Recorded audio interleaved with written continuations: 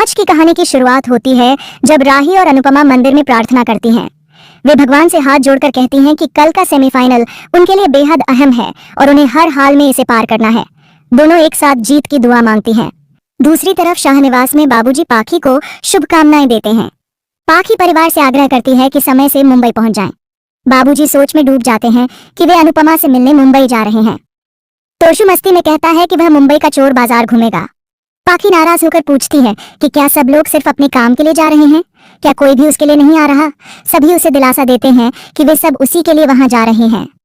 इधर प्रेम, पराग, राही और परी मुंबई के लिए निकल पड़ते हैं। पराग राही से कहता है कि वह बुरा न माने, उसे पहले से पता था कि मोटी बा, ख्याति और माही उनके साथ नहीं आएंगे। वह मानता है कि राही ने पूरी कोशिश की थी।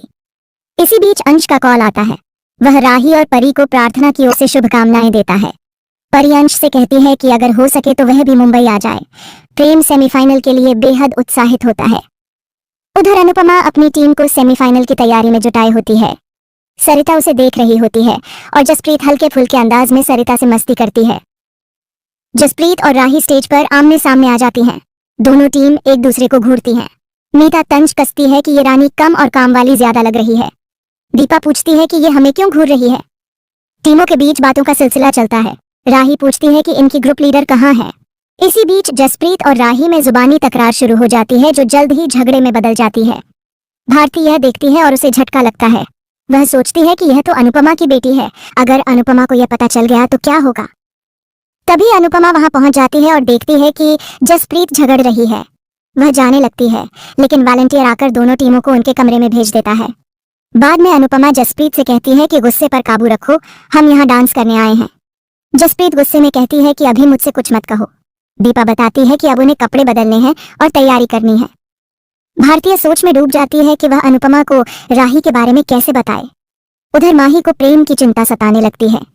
तभी गौतम वहां आता है और उस पर बुरी नजर डालता है। माही उसे सख्ती से चेतावनी देती है, लेकिन गौतम बेहयाई से कहता है कि अकेलापन दोनों का है, साथ काट लें। वह उसके करीब आने की कोशिश करता है। माही उसे जोरदार थप्पड़ मार देती है। वह धमकाकर कहती है कि अगर दोबारा ऐसा किया तो घर से निकाल दूंगी। तभी ख्याति वहां आ जाती है और पूछती है कि क्या हुआ। माही बात टाल देती है। इसके बाद ख्याति माही से कहती है कि उन्हें मुंबई जाना होगा। माही साफ मना करती है कि उसे राही के डांस में कोई रुचि नहीं है। ख्याति कहती है कि पराग और प्रेम नाराज हैं, इसलिए उन्हें जाना होगा। माही मान जाती है और दोनों निकल जाती हैं। गौतम ताना मारते हुए कहता है कि अब घर में शांति रहेगी और तूफान मुंबई में उठेगा। उधर राही गुस्से में कमरे में आती है। उसकी टीम उसे शांत करने की कोशिश करती है।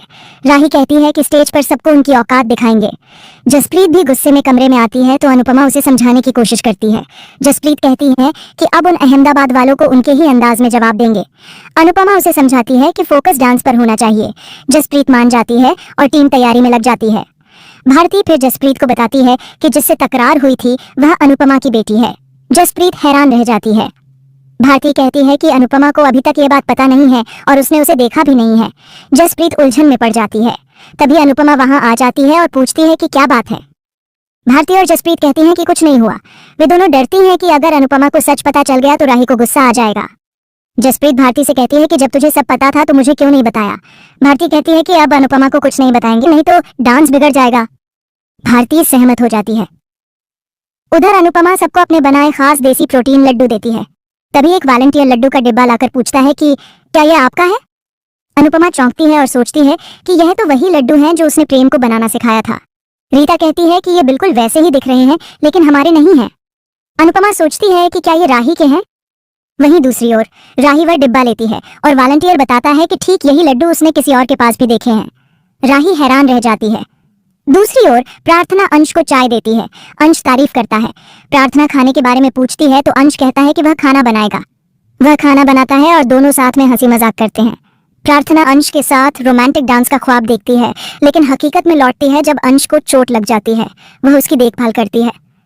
प्रेम दूसरी टीम से पूछता है कि और कौन कौन सी टीम सेमीफाइनल में पहुंची है। वह बताती है कि उसे भी नहीं पता। प्रेम सोच में डूब जाता है कि उसे मम्मी की टीम का भी नहीं पता। तभी अनिल आता है और पूछता है कि तुम राही से भी ज्यादा चिंतित लग रहे हो। प्रेम उलझन में होता है। भारती सबको जोश दिलाने के लिए बुलाती है। राही अपनी टीम से कहती है कि आज हर हाल में जीतना है। दोनों टीम नारे लगाती हैं। अनुपमा और राही दोनों को एक दूसरे की आवाज का एहसास होता है। वे दीवार के पास आ जाती हैं। राही कांच में अनुपमा की परछाई देखती है। दोनों दीवार की दूसरी ओर आमने सामने खड़ी होती हैं और यहीं पर एपिसोड समाप्त हो जाता है।